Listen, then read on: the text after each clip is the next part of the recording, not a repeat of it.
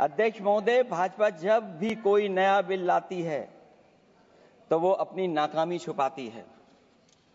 भाजपा वाले मुसलमान भाइयों की वक्फ की जमीन चिन्हित करने की बात कर रहे हैं, जिससे महाकुंभ में जो हिंदू मारे गए हैं या खो गए हैं उनको चिन्हित करने की बात पर पर्दा पड़ जाए। अध्यक्ष महोदय, मुझे खुशी इस बात की कि हमारा धर्म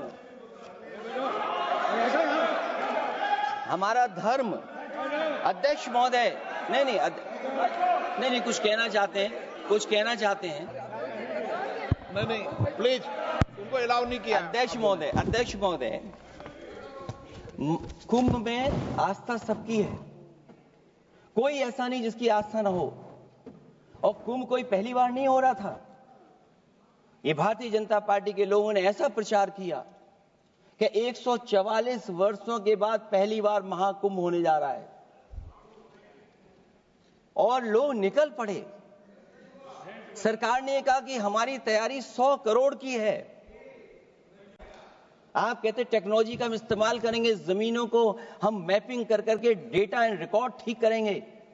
अध्यक्ष महोदय, ये बताएं कि वो 30 लोग कौन थे, उनके नाम क्या थे जिनकी जान चली गई, न केवल जान जाने वालों की, बल्कि अध्यक्ष महोदय ये सरकार बताए कि जो लगभग 1000 हिंदू खो गए हैं, जो अभी तक नहीं मिले, जो अभी तक नहीं खोज पाए हैं, वो 1000 हिंदू की सूची कहां है?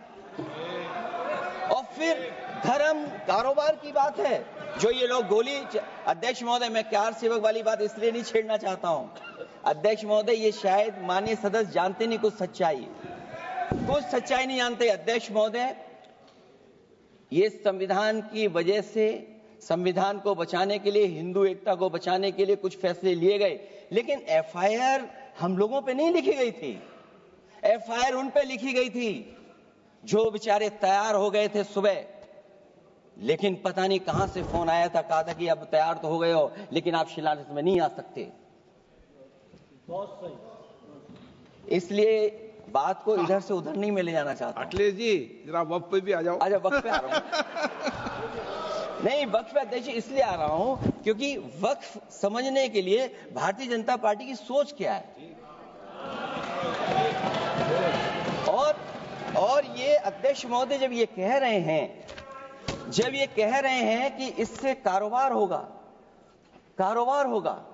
अध्यक्ष महोदय, धर्म की चीजों से कारोबार नहीं हो सकता। हमारे उत्तर प्रदेश के मुख्यमंत्री जी ने भी कहा कि कारोबार होगा। वो 30 की गिनती में उलझे हुए हैं, जैसे 30 मार खाए वो। उनसे पूछा कि जान कितनी गई, वो 30।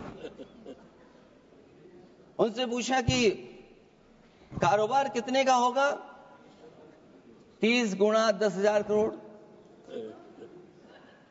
सोचिए, कुंभ हमारा क्या कारोबार की जगह है? और फिर उसका कौन नापेगा, कैसे नालाएगा?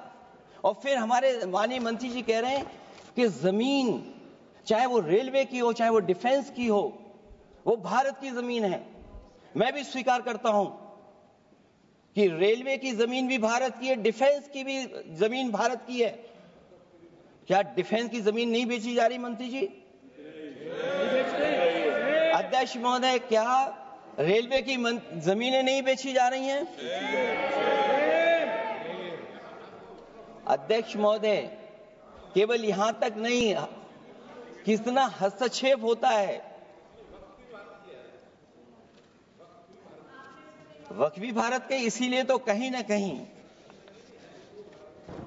वक्फ की जमीन से, अध्यक्ष महोदय, माननीय मंत्री जी बताएं, और मुझे उम्मीद है कि जब जवाब देंगे तो बताएंगे कि वक्फ की जमीन से बड़ा मुद्दा वो जमीन है जिस पर चीन ने अपने गांव बसा लिए हैं, लेकिन कोई बाहरी खतरे पर सवाल बवाल न करे, इसलिए ये बिल लाया जा रहा है। और माननीय मंत्री जहां से आते हैं, जिस प्रदेश से आते हैं, कम से कम ये तो बताएंगे कि वहां कितने चीन ने गांव बसा लिए, घर बन गए हैं। अध्यक्ष महोदय, आपके माध्यम से सरकार गारंटी दे कि वक्फ की जमीन कभी भी किसी भी पैतरेबाजी से किसी और मकसद के लिए किसी और को नहीं दी जाएगी। वक्फ की वर्तमान व्यवस्था में चाहे 5 साल के धर्म पालन की पाबंदी की बात हो, या कलेक्टर से सर्वेक्षण के हस्तक्षेप की बात हो, या वक्फ परिषद या बोर्ड में बाहरियों को शामिल करने की बात हो, इन सब का उद्देश्य मुस्लिम भाइयों के सार्वजनिक अधिकार को छीनकर उनके महत्व और नियंत्रण को कम करना है।